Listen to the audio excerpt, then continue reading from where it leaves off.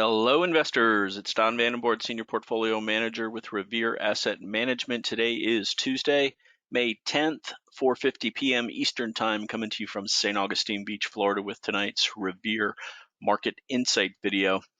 State of the market, we are in a correction, as you can see, as we have been reflected on the trend gauge since the third week in April. Red bearish downtrend across the board as far as market leaders are concerned, and also as far as the five major indexes across three time levels are concerned. That's the Dow Jones Industrial Average, the S&P 500, the NASDAQ 100, the S&P 400 mid cap, and the Russell 2000 small cap across the short term 21-day exponential moving average, medium term 50-day moving average, and long term 200-day moving average. As it was said on The Simpsons once, when Homer was applying for a loan and a big flashing red light went off, and he asked, "Is that bad?" And the banker said, "Have you ever known a red flashing light to be good?" And this is kind of the situation that we're in. We can get to it being so bad that it can't get theoretically any worse, and that's kind of where we thought we were yesterday with an oversold condition and a bounce off of that condition. And Hunter talked about how we took a tactical long there yesterday near the close. We took a small profit on that today, then tried another one today and ended up with a small loss. So net about even on the day on that. We'll get into that momentarily when we check the charts and go through the tail of the tape as far as what happened today. Big oversold gap up fails quickly.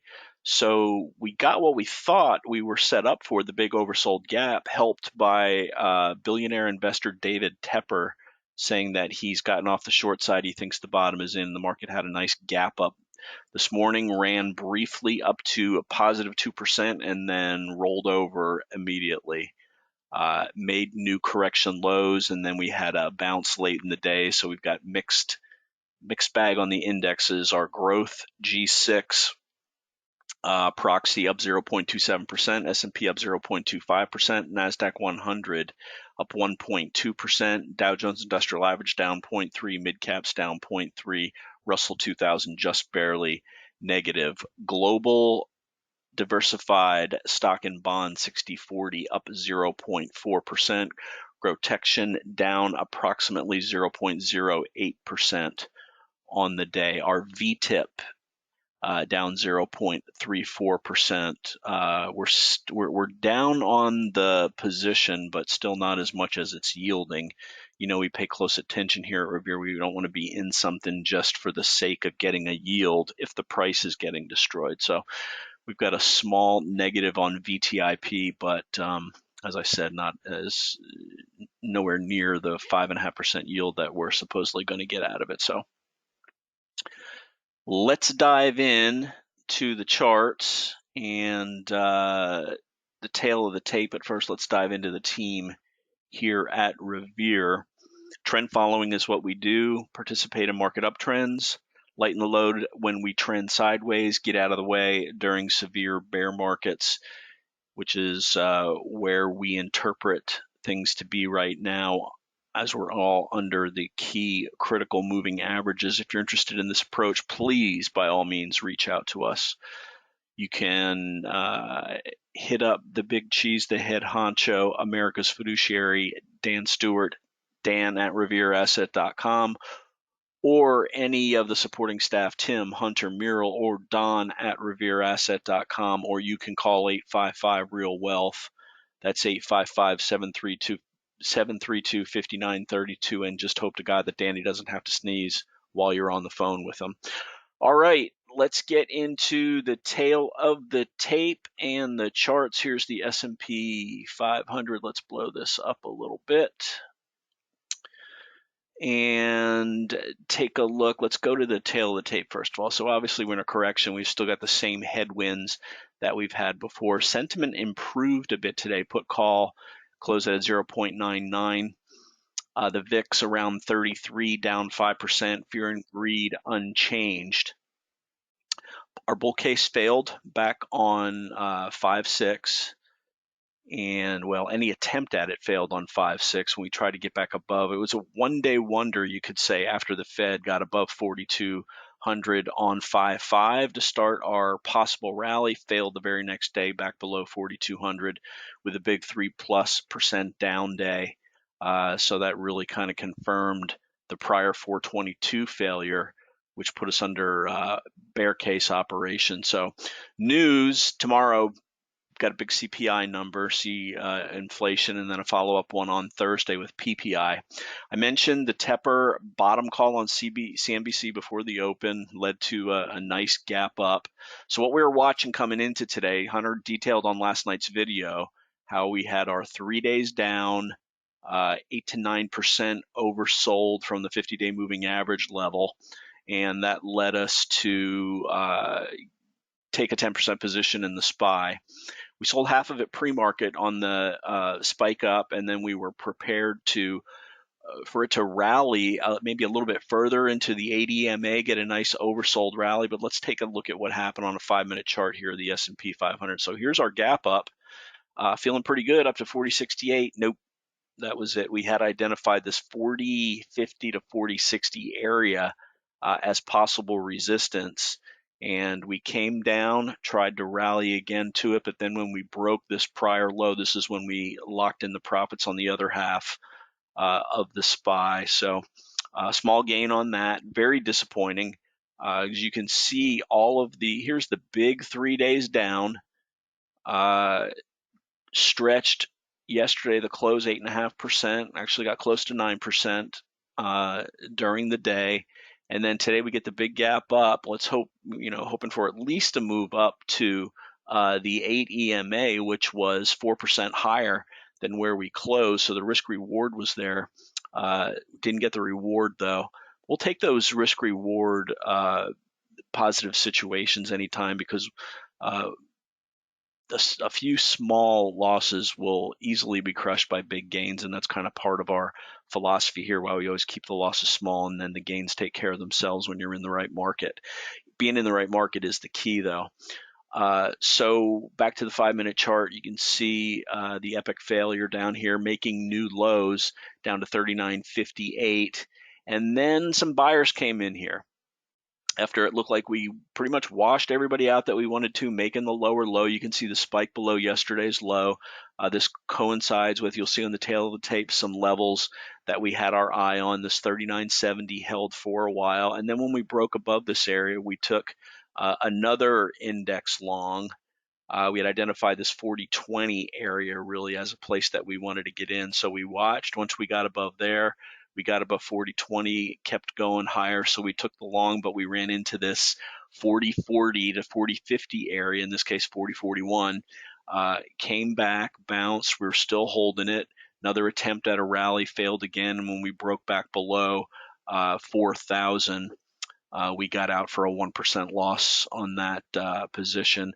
Still holding half of it, or still holding 5% of it. So we've got a 5% S&P 500 index long remaining on the books, as well as VTIP.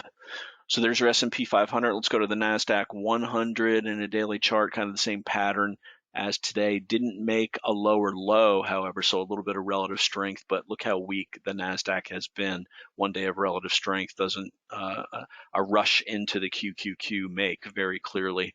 Dow Jones Industrial Average did make a lower low, closed off the low, so basically you've got this shakeout here from 224 is what we're looking at on the Dow. Continued relative strength, not today on it, but it has been showing superior relative strength over the last 5-6 weeks. Mid caps, why do you cover mid caps? Nobody else does, because this is the incubator for the next growth leaders that are going to move into the S&P 500 and hopefully get our attention and produce nice gains. But that's certainly not under the category that we are now, the type of market. Lower lows, closed a little bit off the lows, as did most of the indexes. And finally, IWM, again, lower lows, breaking all prior lows. Small and mid caps have not shown any relative strength in this last leg of the pullback. So let's go back to the S&P 500 and let's take a look at the rest of the tail of the tape. So we talked about what we did with the nice gap up 1.7%, quickly up to 2%. Then we faded it down to 40.28. Another up into resistance at 40.60, faded to negative, consolidated, another move up to 40.40, fade into the close, little bounce off the lows toward the end of the day. So overnight low, we always keep an eye on this, and that was one level that we tested. Today's low was 39.67. We broke back below it. Really, we weren't thinking we could go much lower today because of how stretched we are to the downside. I know historically you can show some more oversold readings, but in this type of market, 8 to 9% below the 50-day has been about as low as it can get. We are keeping an eye on these levels, however, if we should we reach the bear market level. As a reminder, in 2018, December 2018, once we hit the high minus 20%, that was it. That was as low as we went, and we bounced from there. So the all-time high close, 20% off the all-time high close is 38.37. 20% off the all-time high of 48.19 is 38.55. So as a note, we do have our eyes peeled to those numbers should we continue to drop lower and hit those to the downside. So positive sectors today: bonds, oil, NASDAQ 100/tech, semiconductors, software, and biotech. But these are just bounces. These charts are trash. To the downside, the oil commodity, I think, is testing $100 again. Banks were down, builders were down, base metals were down, retail down, and even defensive XLP, XLU. So staples, utilities, and real estate. Real estate has really been taken to the woodshed lately after holding up for a long time. So I talked about the portfolio change, locked in 1% gain on the SPY, bought and sold half of the IVV, and we still got 5% in there. So bottom line for today, big oversold gap up fails quickly, CPI on deck tomorrow. Still would not be surprised to see a harsh squeeze at any point, with us being as expected, stretched to the downside as we are. And if it continues lower, that just tells you that the market is weaker than you can even imagine if you can't get any kind of an oversold bounce whatsoever. So here we are. We're 4,001. Today's close. It was higher than yesterday, but we're still in red because really it's a negative that we had that big gap up and it failed so quickly. So 39.84, this was the March 21 breakout pivot that we had the undercut and retest yesterday. Actually did another undercut and recovery today on this also. So for now, this 39.84 and the levels below it. So today's low 39.58 to 39.84 is the support area on the downside now that we're keeping an eye on. So that's the tail of the tape. That's the index. What do we want to do now? Excuse me. Let's take a look at some of the best and worst of the 40 survivors that I had in the list of last Friday's video. So let's start with the bad. So we'll go through about 10 or so of these. These are the ones that are down the most today of the 40. So you can see, first of all, looking at the chart, you'll see why they were still on the survivors list. And for the most part, it's because they were either maintaining above the 21 or holding the 50-day moving average. But Silica breaking the 50-day moving average to the downside today. IBM, everybody talked about its gap up, even made a day 2 higher high. No strength whatsoever going forward. Note it's showing relative strength, but not price strength. So even if you're in something like this and you're losing less than the market is, are you really happy if you bought this at 141 and it's now at 129? And I'm going to tell you, you shouldn't be, especially with it breaking below the 200-day and the 50-day moving average today. And that's why we continue to say there's no reason to be a hero taking positions in some things that are holding up. We notice that any toes that we've dipped in the water have been strictly tied to the index ETFs from a risk reward standpoint, but individual holdings, really anything up one day is getting all given back the next day. Chemours Company, this is another example of it. Gap up on earnings, day 2 higher high, nice 3rd day consolidation, then we start dripping lower and break below the pivot today. Dollar Tree, this had worked and shown relative strength for a while, pulled back on lighter volume, but now has broken the 21 and the 50-day moving average. Olin, this was another gap up, made a higher high on the third day and the fourth day, but now 4 straight down days, did bounce at the 21, however. Kraft, showing relative strength on its earnings report, bounced off the 21, down 2% today on above average volume. Caterpillar, another one that had a decent reaction to earnings with this shakeout and this hammer candle follow through to the upside, but again, 4 straight down days now, breaking the 200-day moving average. Let's take a look at some things that had a decent day today. And Star Bulk, we're going to start off with that. Shippers were weak yesterday. A little bit of a bounce today, back above the 50 and the 21, up 6.7%. Lantheus Holdings, this has been one of the stocks that we've had our eye on for potential growth leading qualities since it had its gap up 2 earnings reports ago at the end of February. Broke the 50 yesterday, reclaimed the 50 today. Another shipper, GOGL, undercut the 21 yesterday, back above the 21 today. Devon Energy, big down day yesterday as oil, as you remember, got taken to the woodshed yesterday, down 11% today, bounced 3% today, did hold the 21-day exponential moving average. And Halliburton, good day today, but this is broken now, far below the 21 and the 80 MA. So there's a sample of some charts. Let me show one more. Mosaic, yesterday, big down day. It was up 8% at one day at one point today, but after failing Monday through the 50-day moving average, an inside day, but a feeble bounce on below average volume. So these fertilizers are broken now today also. And that goes for CF, NTR, really the whole group. So that's going to wrap it. As always, love to hear feedback from you. You can email me, don@revereasset.com, or phone 855-REAL-WEALTH.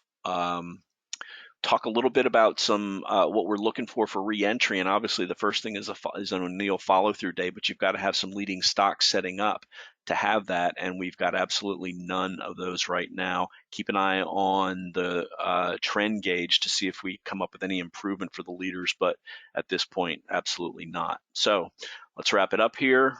Closing Tuesday, May 10th. This is Don Vandenbord telling it like it is. Thanks for listening and have a great day.